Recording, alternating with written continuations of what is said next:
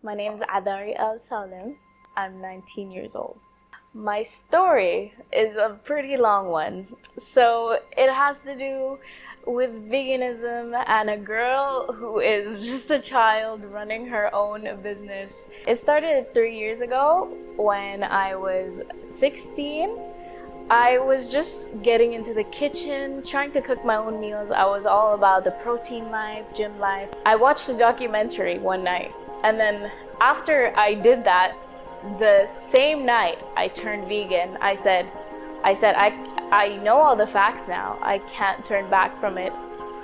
It started there. It started from cooking my own meals to watching a random documentary just out of curiosity, and then just doing it overnight. In like an hour, I decided that no meat anymore, no dairy anymore, no eggs anymore, and it's all for ethical purposes. And yeah, it's been a crazy journey.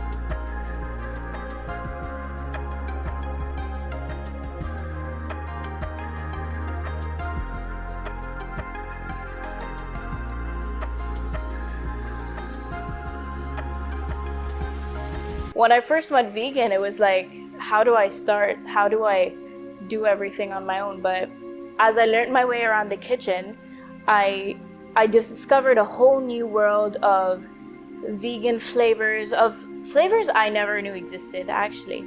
Because you know that vegetables exist, but you don't know them well enough outside of your boundaries of meat and cheese and all that stuff. So once I discovered all of these flavors, I just developed my palate and moved on from there. And I think that's where my cooking journey started. I'm not a classically trained chef. I just had a hobby, and I just wanted to make a life for myself cooking. So I did it. The first year was mostly experimental, mostly about health and wellness. I went oil-free, I was whole foods plant-based, I lost a lot of weight, my skin cleared up, it was awesome. But after that, the year after, it was more about how to keep up with veganism on a busy life. And I did that too, which was awesome. And the second year is actually when I started my vegan blog, because everyone kept asking me, Atharie, what do you eat? What do you eat? And I'm like, let me show you. It just started out as me sharing my meals just to document it, just for fun. But as I progressed, as I, just kept on documenting, I just saw the reactions of the people, and everybody loved it. And I was like, Bahrain needs this content, We don't have that many vegan bloggers, but we have a lot of bloggers taking pictures of burgers and cheesy, oozy foods, and that's not really the way to eat anymore. We have to be aware of our health, we have to be aware of the environment, we have to be aware in general of what we're putting into our bodies. So I said, let me just keep going with this. And it just set off from there, actually. Yeah, and then I just went on to doing reviews, and then restaurants started recognizing me, and then I was like, wow, I'm a thing now. And then it started off as actually, I called myself my vegan life journal, because it was just a journal. And now I am the Bahraini Vegan, which is pretty interesting to me. But yeah, it was definitely a journey for me. And I'm very glad to be where I'm at now, because I get to share and inspire a lot of people with just posting things. Like, can you believe just one click of a button can change the way somebody looks at you and looks at your lifestyle? It's crazy. Vitamin A, vitamin K, vitamin C, all these minerals. You have calcium, you have just everything just packed up into like one tomato. It's crazy. You don't realize how much how important it is to you until you actually do the research. And yeah, it's definitely crazy how we eat superfoods every day, but we don't realize it. And I actually realized this when I started working at Mana Cafe, how a lot of the basic foods we eat in real life is, in like regular life, even when you're eating meat, is they're actually superfoods. So yeah, it's definitely been a journey learning about my foods and what is inside my food. Definitely, when you transition from that lifestyle, you have to know what you're actually, you want to know what was in your food and what is in your food now. I started this whole thing after going to one vegan restaurant. I tried their tikka and I was like, well, I can do the same thing at home. You know, so I tried doing it on my own, and I said, hey, I can even put this on the grill. And I said, this is really convenient this is really super convenient for me.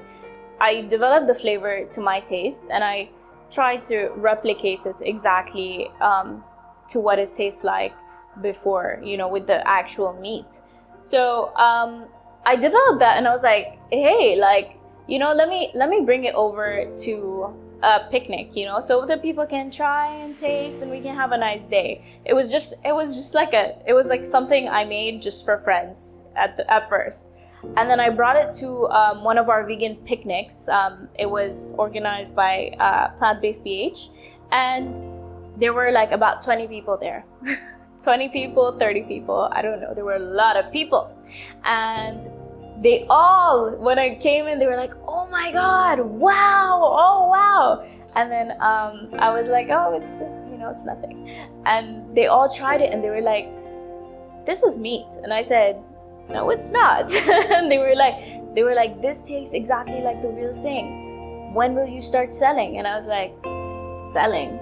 I'm not selling. Like, I'm not selling anything. Like, this is just, you know, enjoy it. And they were like, please, we want to buy it from you. Like, make it, we will buy it from you. I was planning just to like start selling on my Instagram, no branding, nothing. I got a couple of orders on the first day without even advertising myself.